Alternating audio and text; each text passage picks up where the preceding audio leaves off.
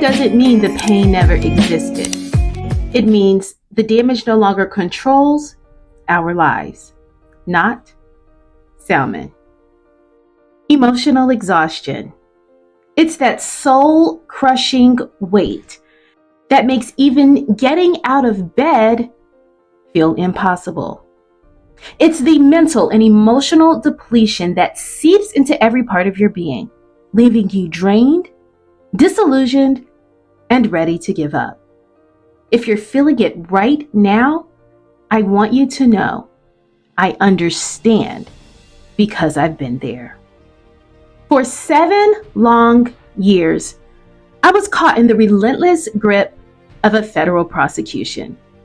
7 years of fighting, explaining, and defending myself for simply trying to do the right thing.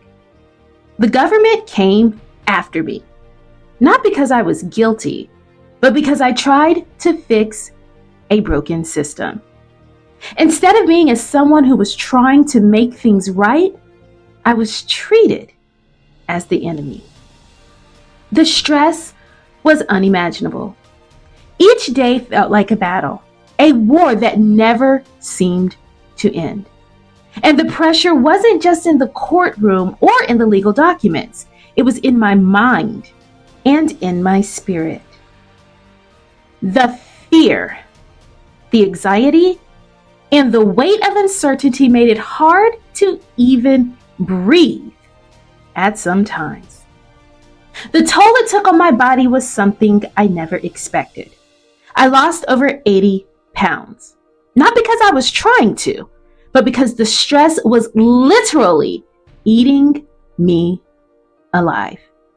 My hair started falling out in clumps, leaving me staring in disbelief at the person I saw in the mirror. I no longer recognized myself both physically and emotionally. But the physical changes were only the surface. The deeper wounds were the ones that no one could see. My role as a parent became almost impossible to fulfill as I struggled to hold myself together. My children deserved so much more than a parent who was consumed by fear and exhaustion. Yet every day I had to dig deep just to show up for them. My marriage, which had once been a source of strength, became another source of strain. The constant pressure tested every bond, every promise, and every bit of love we had built over the years. We were fighting battles we never imagined, not against each other, but side by side against an invisible force trying to pull us apart. And then there was the guilt. The guilt of feeling like I was failing my family, failing myself, and failing in my efforts to do what was right. I had stepped into this battle because I believed in doing good, in helping others. But somehow that choice turned into a nightmare that I couldn't wake up from. For a while, I stopped believing in the system, in people, and even in myself. I had always been someone who trusted in doing the right thing. But what do you do when trying to do the right thing ends up being the very thing that destroys you?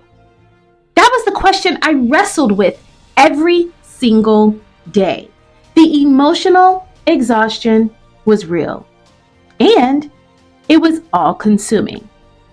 There were days when I wanted to throw in the towel, just to walk away from everything and everyone. But somewhere deep inside, there was a tiny flicker of hope. A small voice that whispered, "You can't give up now. You're not done yet." It was that whisper, that small voice that kept me going. Even when I had nothing left to give, I knew that I couldn't give up on myself. And so I kept pushing, kept fighting, kept moving forward, one painful step at a time. I won't sugarcoat it. There were times when I didn't think I'd make it. Times when the darkness felt like it would swallow me whole.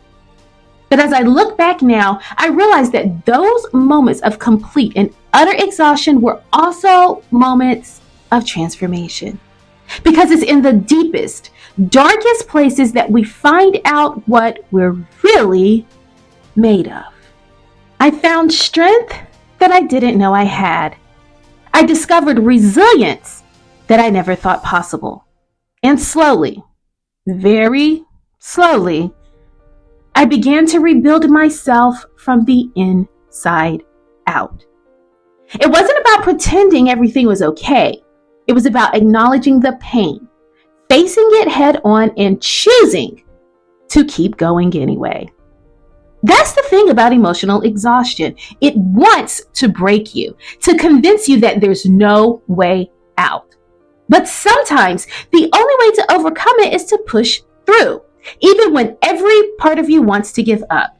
You have to believe that there's something on the other side, something worth fighting for. So today, as I stand here speaking to you, I am no longer the person who was crushed under the weight of that prosecution. I am someone who came from the fire, someone who refused to be defined by my lowest moments.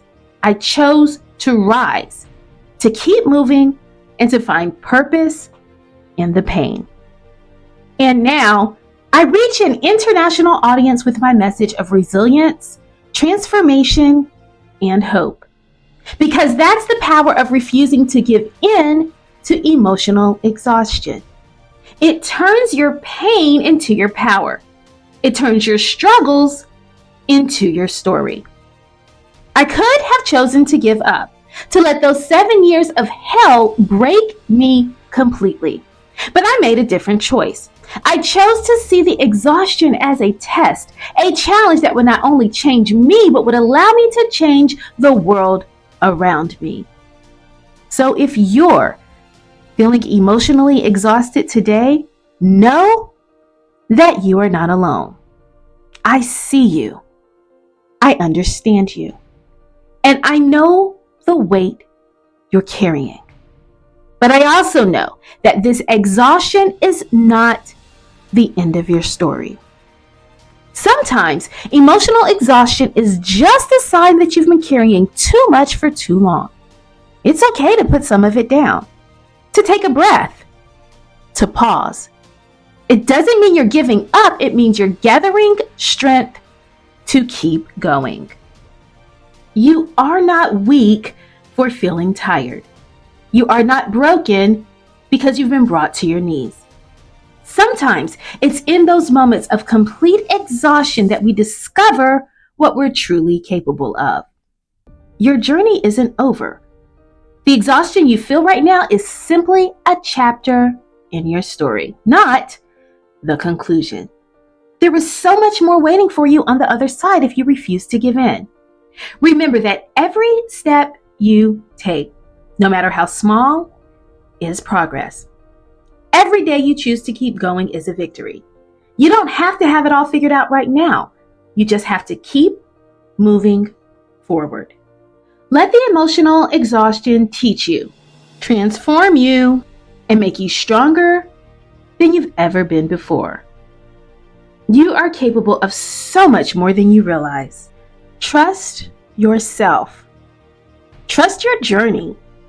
And know that you are being shaped for something greater. The trials you are facing are not here to destroy you. They are here to refine you. So when you're tired, rest. When you're exhausted, pause. But never, ever give up. Because your story is still being written. And it's going to be a powerful one. So today I challenge you, don't let the emotional exhaustion win. You are stronger than you think, braver than you know, and more resilient than you can imagine. Keep going. Keep fighting. And keep believing in the greatness within you. Because you are not your exhaustion. You are the strength that rises from it. Peace and blessings, Dr. O.